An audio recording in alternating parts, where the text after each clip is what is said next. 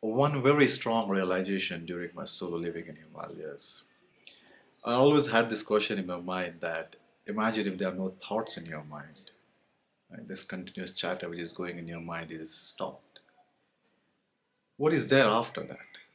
Imagine there are no thoughts. Unfortunately, for almost for 40 years in my life, always had some kind of thoughts in my mind, some kind of chatter going in my mind. I never took efforts to stop that chatter and go beyond.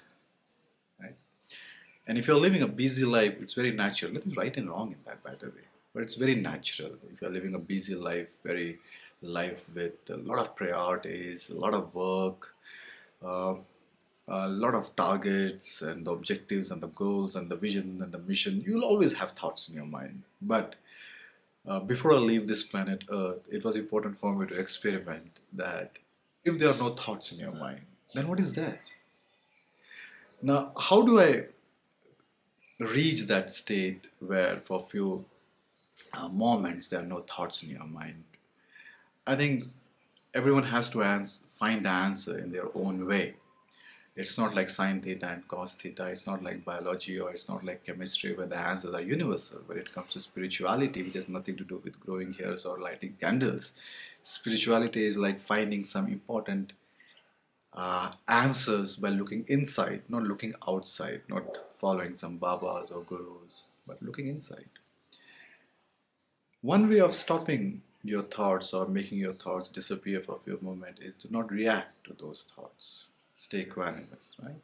Because the only reason why thoughts grow, we react to it. If you stop reacting and if you stop just start watching, then they don't react, they stop. You don't feel guilty. For example, guilt is a reaction. For example, you have a thought in your mind, you are feeling angry. Anger is a reaction. You feel happy. Happy is a reaction. And then you want to become more happy, more happy.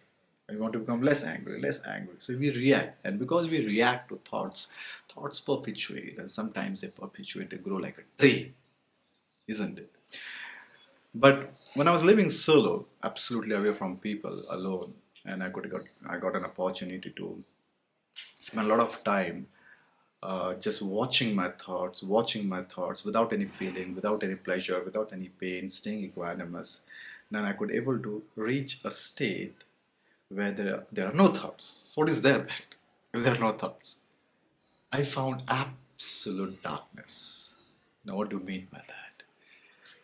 Now, it's very important to understand darkness. Everyone has their own relationship, right? Someone has good relationship with darkness. Someone has bad relationship with darkness. Many people I've seen, including me, almost for many years of my life, because my relationship of darkness is not with darkness is not good. It's like I heard stories of ghosts very early in my life, and very early in my life, I started believing in ghosts and believing in this that the ghosts appear in the dark and the night is not good. I remember as a child, I was not able to go from one room to another room, also alone. So my relationship with darkness was very bad. So imagine that you have absolute darkness, then there's a problem. You're getting about. So you have no thoughts. You have absolute pitch dark. There's a problem there. You will get scared.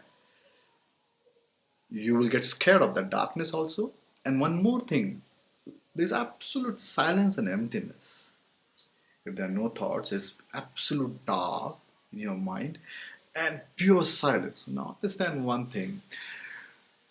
Since childhood, or even on day one also sometimes, or after a few days of birth, we are conditioned to stay distracted. We use that some kind of instrument, some kind of toys to play with the kids, even 1 day or 2 days old child, to keep the child distracted. We had always noise coming to your ears. The silence is external silence I'm talking about. It's always there's uh, some kind of sound coming to your ears. But here, because I was in the nature, there's absolute silence outside and darkness, and there's no thought, so no chatter going on, so no violence here also, no violence here also. There's silence outside also, silence inside also, and we are not used to that silence. We are not used to that silence. So there's one more. There's something new. The silence is something which is very uncomfortable. So, when there are no thoughts, there is absolute darkness and there is absolute silence. And most of us, we don't have a good relationship with darkness, and most of us, we don't have good relationship with silence, isn't it? So, it's very important to first heal those relationships, ladies and gentlemen. Last 2 years gave me amazing opportunity in Himalayas to heal my relationship with darkness too. It's like so many times I'm walking in these mountains alone in the dark and pitching tent, staying alone, and it gave me a different opportunity to look towards this darkness with a different perspective. It's beautiful.